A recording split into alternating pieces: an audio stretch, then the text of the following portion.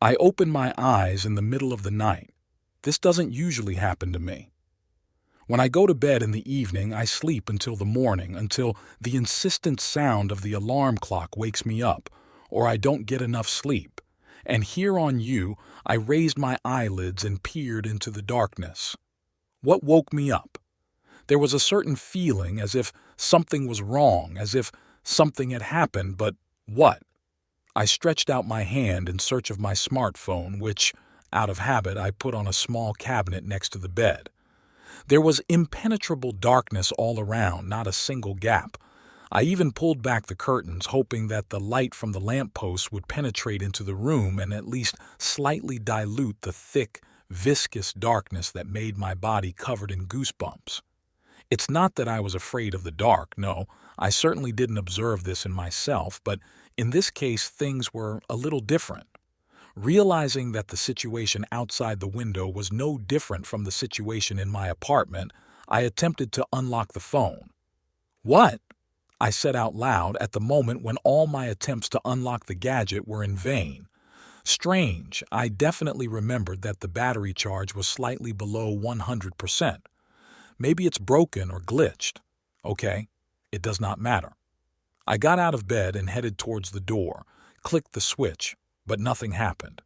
I left the room and, by touch and memory, headed towards the kitchen, listening every now and then into the oppressive silence. It's unusual because it often happened that I had to go to bed late at night, and I can say with confidence that even closer to the morning there were sounds outside the window, be it the barking of dogs in the distance or the hum of cars that occasionally but still drive along the highway, and a lot of other sounds. But not today. The only thing that surrounded me was darkness and grave silence. The moment I managed to get to the kitchen table, I picked up a lighter, which, by the way, I always left in the same place out of habit. I clicked the wheel. Nothing. Not a single spark.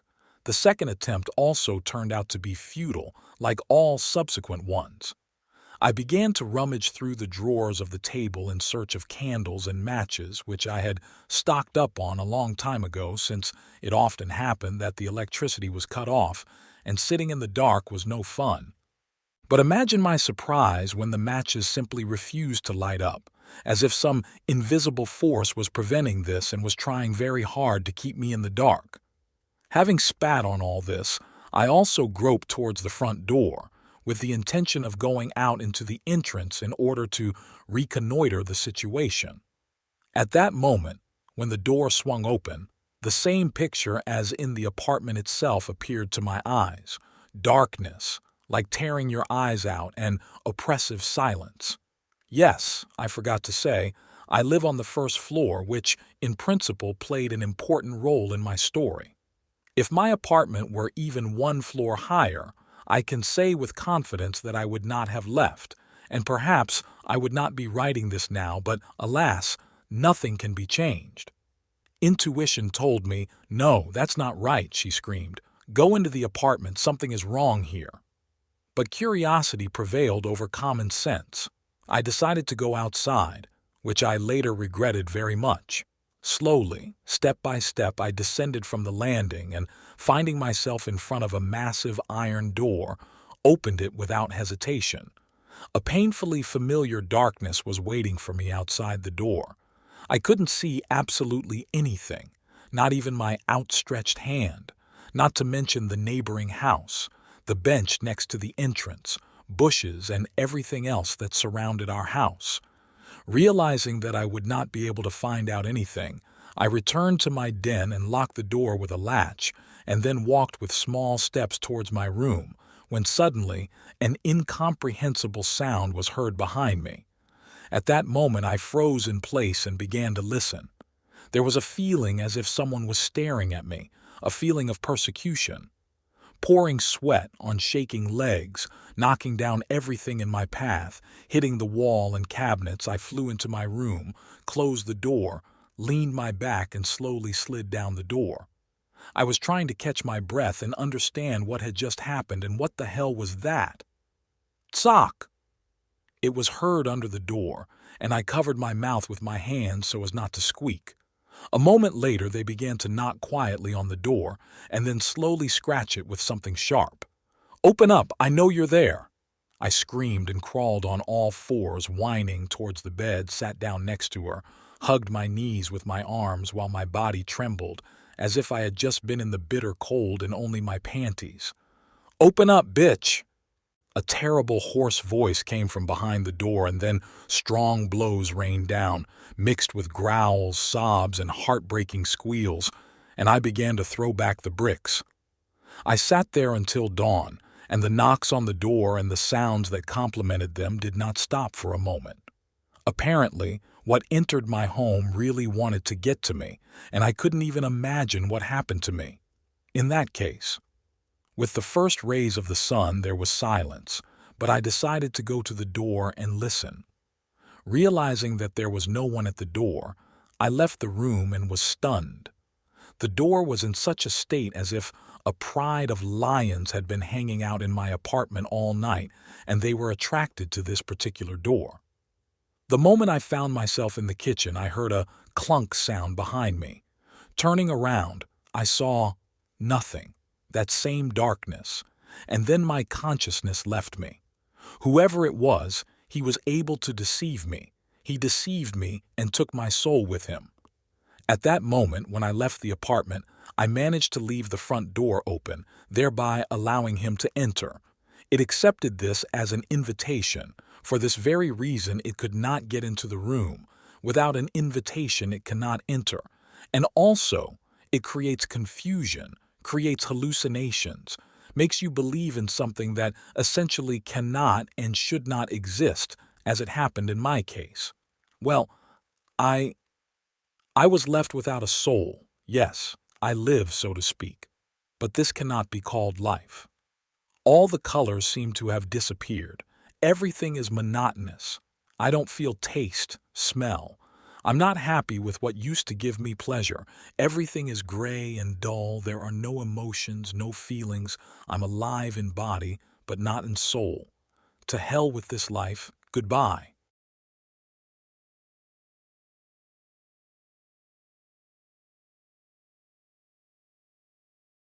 This strange creature visits my apartment every night.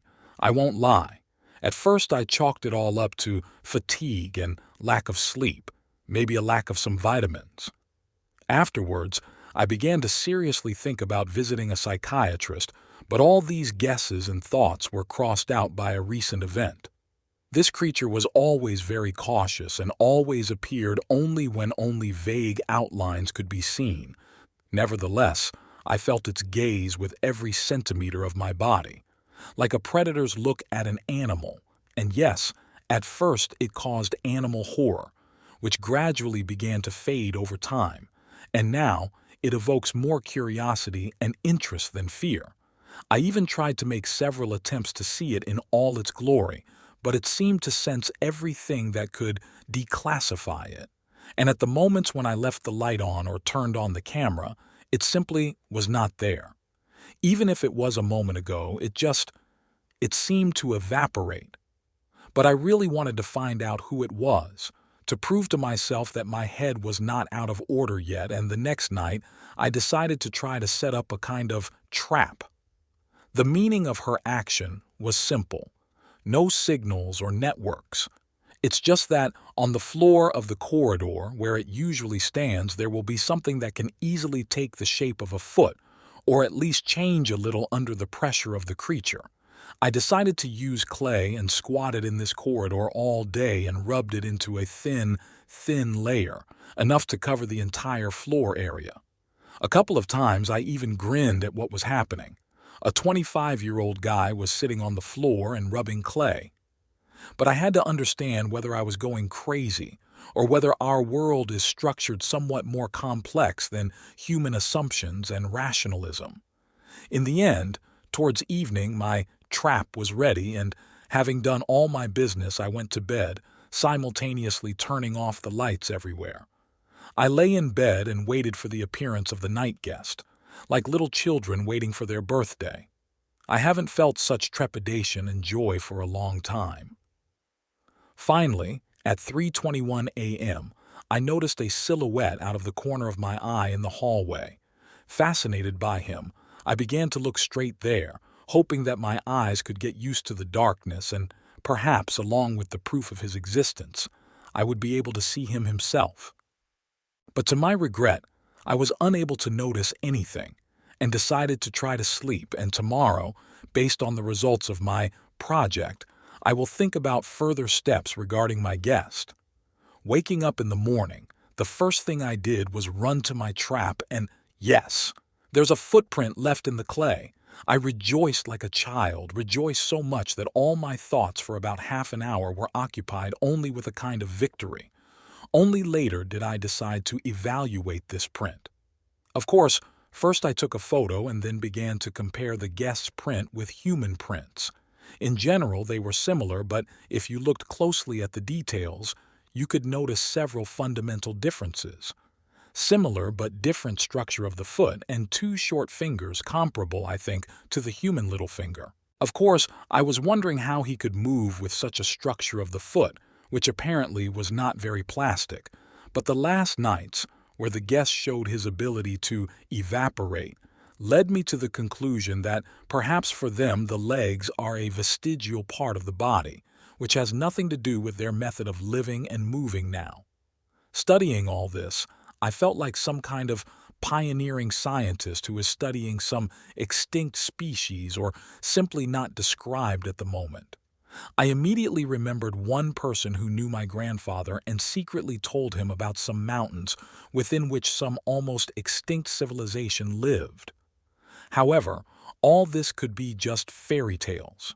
Nevertheless, my night guest turned out to be more than real and present, which means my next step is to see him and try to establish contact. I have not yet decided to write about this to anyone I know, but if everything works out, it will be a real sensation. Although now I would like to forget this meeting, this creature and this imprint are like a bad dream. Now my joy from the fact that he is real has turned into real horror and shame from his stupidity. But first things first. The following nights I decided to take action, try to talk, or suddenly try to approach him. How stupid this idea seems now.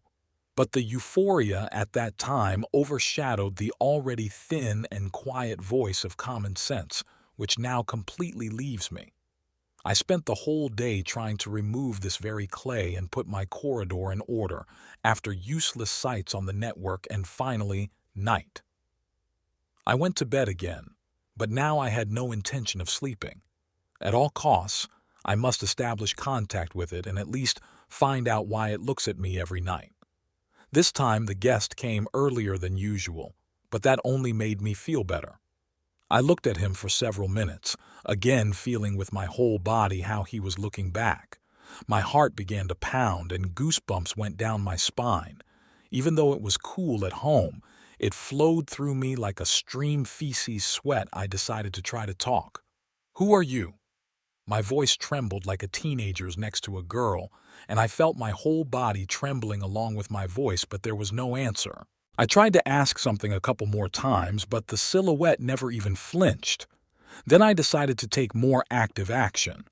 Jumping up sharply from the bed, I quickly headed towards the guest, and although he expectedly disappeared almost immediately, I was able to see him for a moment, albeit in a very dim light.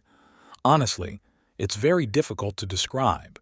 He also vaguely resembles a person in some way, but it's as if all his limbs and, in general, everything external has a different structure and function, and perhaps, and in principle, he should not have them in mind because they are simply unnecessary. Like, for example, a hole under the nose that was located too close to the eyes, but he's not breathing. I watched him a lot, and I say this with confidence. And then it began to dawn on me. It has too much of what it doesn't need. Legs, arms, nose, and probably mouth too are Linden. He's trying to parody a person, to take on a similar image, but he doesn't yet understand the meaning of certain things. This theory explained why he watched me for so long and so closely.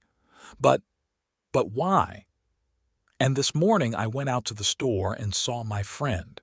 She seemed completely ordinary, and we even had a very nice conversation, but as you already guessed, something was wrong about her. And then I realized the movements of the chest did not coincide with speech. She could speak calmly, while at the same time taking a full breath through her chest, and her lips sometimes did not fall in time with her words. And then she complained that she had pulled both legs and she hobbled down the street like a child who had just begun to learn to walk. Apparently, my friend is no longer there, and I'm afraid to imagine how many more such guests are roaming the streets. Now I sleep with the lights and cameras on, but my guest is becoming more and more careless and arrogant. Recently, I even found a note written in crooked handwriting. I love the idea with clay. I liked it. I so want to believe in my madness that it just seems to me, and I can even write off the note as some kind of disorder. But the photo of the footprint, how I wish that then I was simply mistaken. In any case, I need to sleep and will continue recording tomorrow. The following lines were written illegibly and I could only read a few of them.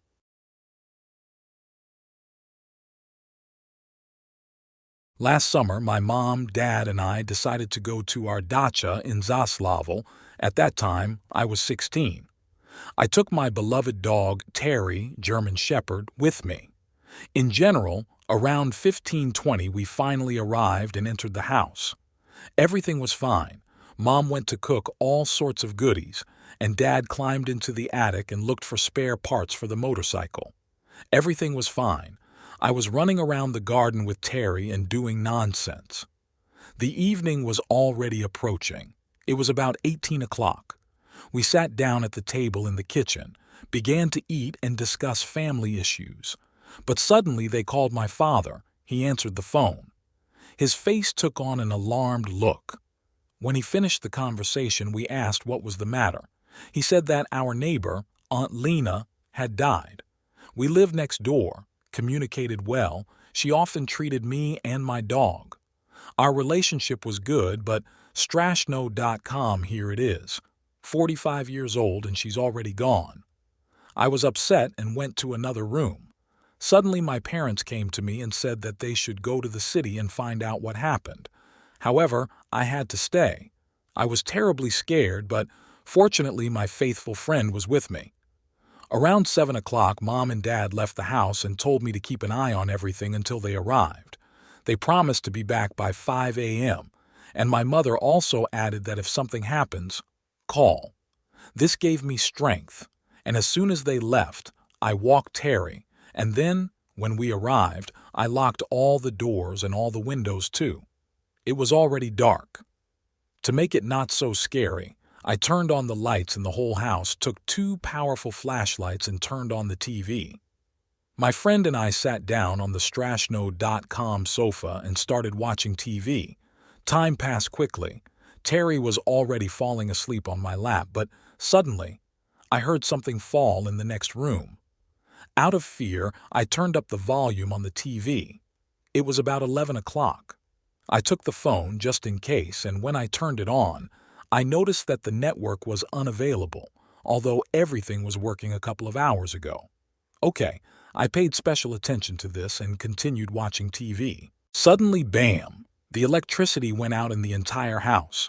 I was scared, but not at a loss. Took several candles. I prepared them in advance because I knew that something bad could happen, and set them on fire.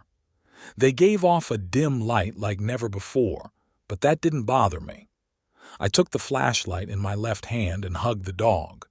We lay there for about 20 minutes. I was already thinking about how to fall asleep. But then the most terrible moment of the whole story happened. I heard Strashno.com, someone walking in the attic. I immediately wanted to jump out of my seat and, just in case, take the axe that was standing by the stove. But just as I was about to get up, I saw a certain white silhouette outside the window walking quite quickly. My dog somehow became wary and sat down next to me, as if he had smelled someone and was ready to rush at him. But I kept it because I was afraid to make noise. I'm lying there, listening, and suddenly I hear someone knocking on the door, but not humanly, but very slowly with an interval of 4 seconds. At first I thought that my parents had come, but why knock?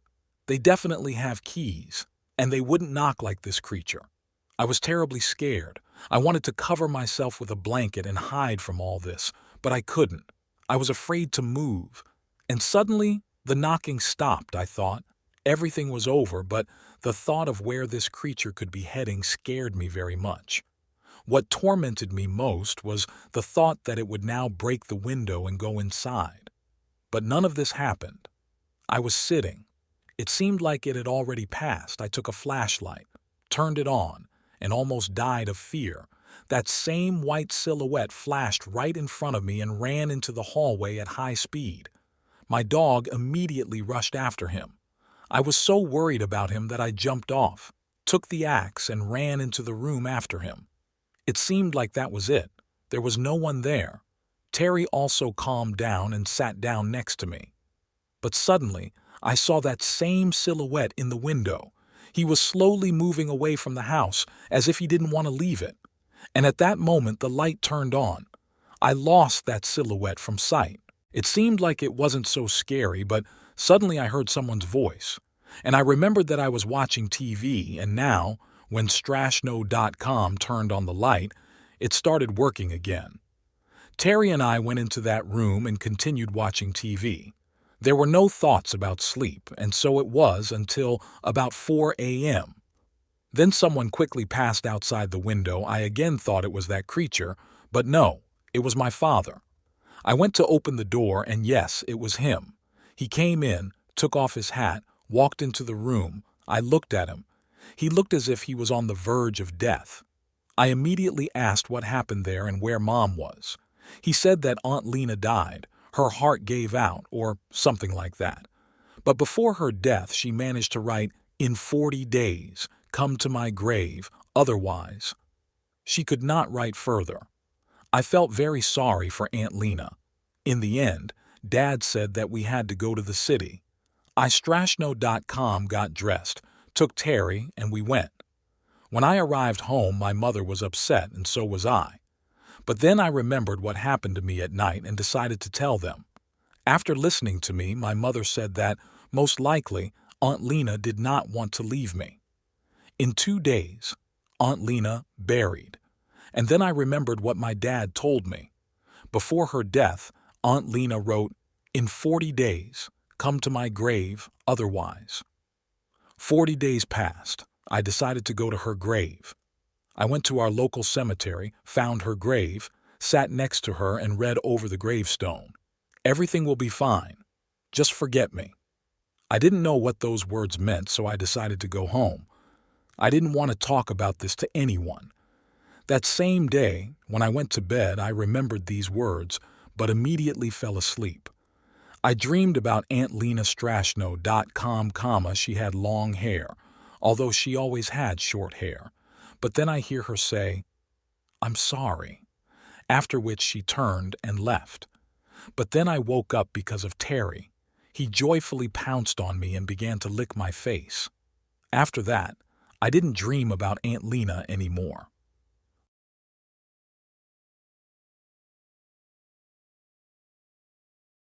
Thus I woke up at 4 a.m. and it was standing right above me. His face is becoming more and more familiar. And then he finally decided to support my conversation. "How are you?" He's still learning the words to the Lord. Maybe he'll be able to escape or kill him.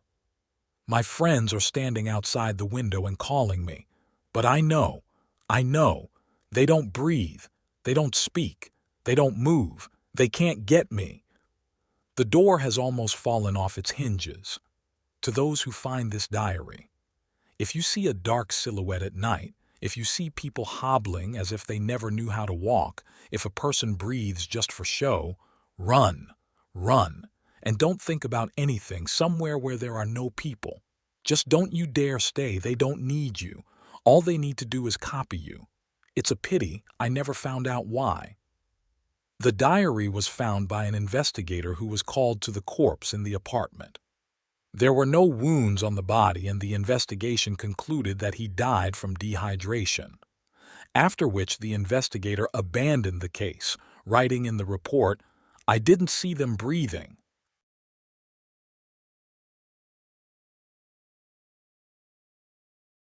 It was an ordinary summer night. My wife had gone to visit her parents, and I was after my shift and could not go with her. Having had a good night's sleep, I sat at the computer for the rest of the day. For me, this is the best vacation. After midnight, my eyes began to close. After missing a beat, I decided to go to bed. Having done all the things before going to bed, I went to bed, started to fall asleep, but then someone started knocking lightly on the door. I have no idea who it could be. If it was my wife, then she would have called in advance and asked to meet her. We decided that it was just someone drunk who had entered the wrong door, so I decided to ignore the knock. But the knocking only intensified and was persistent. I still decided to get out of the warm bed and looked through the peephole. My blood froze in my veins, my heart was pounding and was ready to jump out of my chest. It was not a person. It was huge with long, skinny legs, very pale skin, no nose, and black eyes. I don't know how long I stood looking at it through the peephole, but it seemed to know that I was looking at it and didn't knock. I decided to quietly leave and go back to the room, let him think that no one was home. And he went back to bed, thinking about what it was. Then I started to fall asleep. But in my sleep, I felt eyes on me. I jumped up. Having looked around, I saw nothing. But then my gaze fell on the window. In some strange way, it sat outside and looked at me. And now it started tapping on the window again. It knocked and smiled. I don't know how, but I began to lose consciousness. I only came to my senses in the morning. And somehow he ended up at the front door. Entering the room, I saw an open window and things were scattered everywhere. I didn't tell my wife anything, and no one else knocked on the door. What happened that night remains a mystery to me. I woke up one morning and watched American Dad in bed before getting up and getting ready for work. Suddenly, the back door slammed. Nothing unusual since we use it all the time, but no one was supposed to be home at this time. Suddenly, I hear footsteps on the stairs. My room is on the second floor. I shout, "Mom, is that you?" No answer. Suddenly, the head of an approximately 30-year-old man with dirty hair appears in the doorway. He looks surprised to see me. I'm sitting in my underpants on my bed in complete shock. He asks, "Is this the house of some last name?" I say no, and he leaves. I later learned from a family friend who works in the police that this man was doing this thing in a couple of neighboring towns to rob people when no one was home.